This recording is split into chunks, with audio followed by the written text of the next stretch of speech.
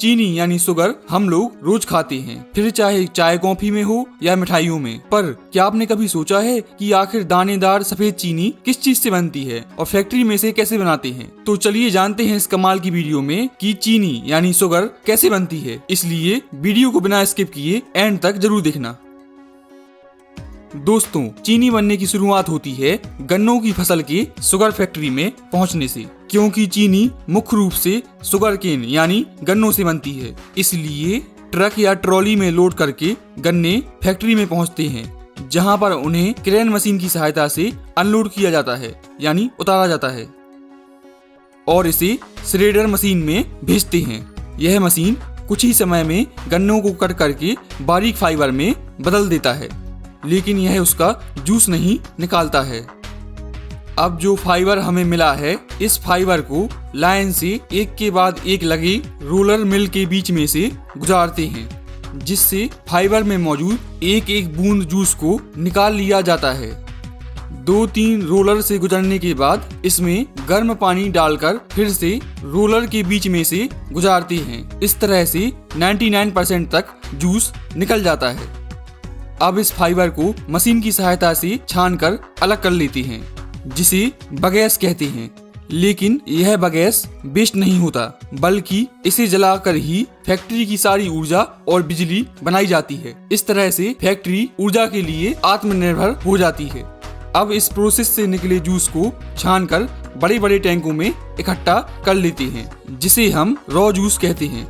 अब इस raw juice को लैब टेस्ट के लिए भेजते हैं, जहां पर उसका केमिकल कंपोजिशन और शुगर कंटेंट चेक किया जाता है।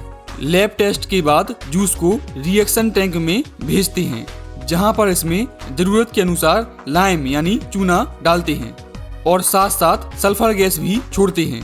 इन सब को फिर मशीन की सहायता से 5-6 घंटों के लिए मिलाया जाता है। इस दौरान ब्लीचिंग और एल्कलाइजेशन की प्रोसेस होती है, जहां से फिर इसे क्लेरिफायर टैंक में भेजते हैं। वहां पर इसे टैंक में भरकर छोड़ देते हैं और कुछ समय बाद सारा कीचड़ नीचे बैठ जाता है सेडिमेंट के रूप में और साफ पीला जूस ऊपर रह जाता है।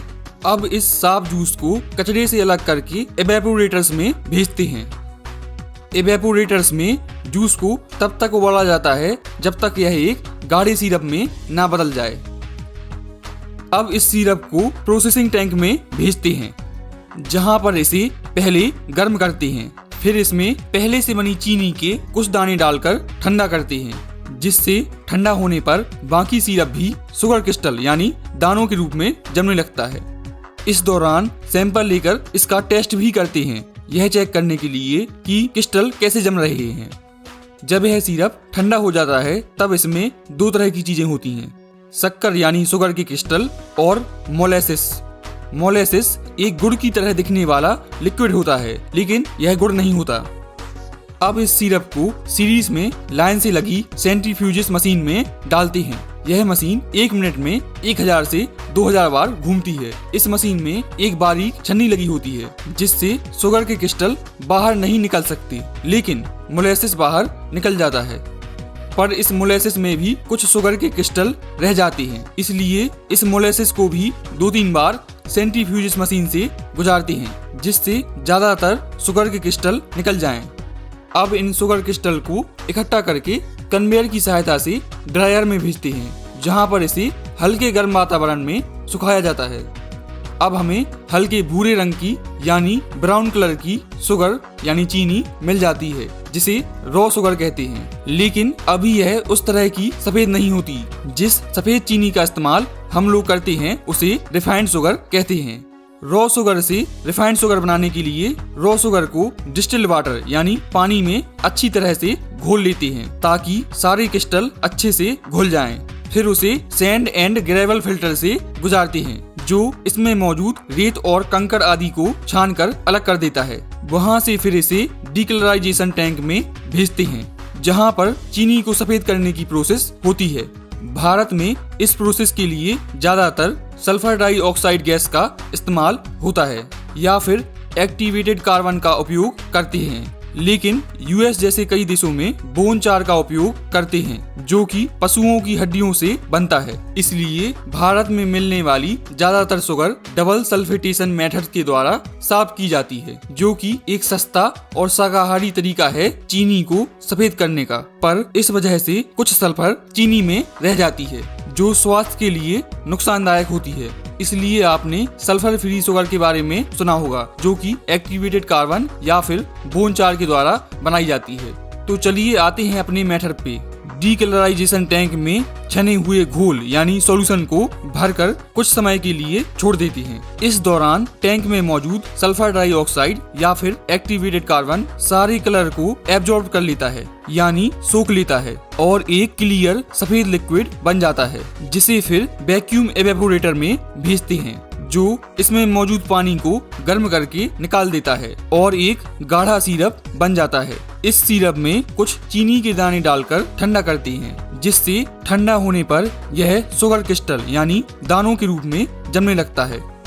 अब एक बार दोबारा इसे सेंट्रीफ्यूजेस मशीन्स में डालते हैं, जिसमें बारीक छन्नी होती है, जिनसे चीनी यानी शुगर के क्रिस्टल नहीं निकल सकते, लेकिन पानी और मोलेसिस के बचे हुए पार्टिकल्स निकल जाते हैं, क्योंकि यह मशीन बहुत तेजी से घूमती है, जिस कारण सेंट्रीफ्यूगल फोर्स जनरेट होता है और सिर्फ व्हाइट शुगर क्रिस्टल यानी सफेद चीनी के दाने रह जाते हैं, जिसे फिर घूमते हुए रोटेटिंग ड्रायर मशीन में भेजते हैं, जो इसमें मौजूद नमी को अलग कर देता है और जो शुगर क्रिस्टल यानी दाने आपस में चिपके रहते हैं उन्हें भी अलग कर देता है। फिर इसे बड़ी बड़ी वाइब्रेट करती हुई छन्नियों के द्वारा छानकर इसे स्टोरेज टैंक में भेजते हैं, जहां पर हजारों टन शुगर को रखा जाता है, जहां से फिर इसे ऑटोमेटिक फिलिंग मशीन के द्वारा प्लास्टिक बैग्स यानी बोरे में भरते जाते हैं और इसके ऊपरी सिरे को सीकर पैक कर देते हैं, जहां से फिर इसे आगे ट्रांसपोर्ट किया जाता है। तो इस तरह से बनती है चीनी यानी शुगर। अगर आपका कोई डाउट हो तो नीचे कमेंट करके जरूर पूछें, और अगर वीडियो अच्छी लगी हो तो लाइक करें, चैनल को सब्सक्राइब करें और दोस्तों के साथ शेयर करना बिल्कुल ना भूलें। मिलते हैं किसी दूसरी वीडियो में, तब तक के लिए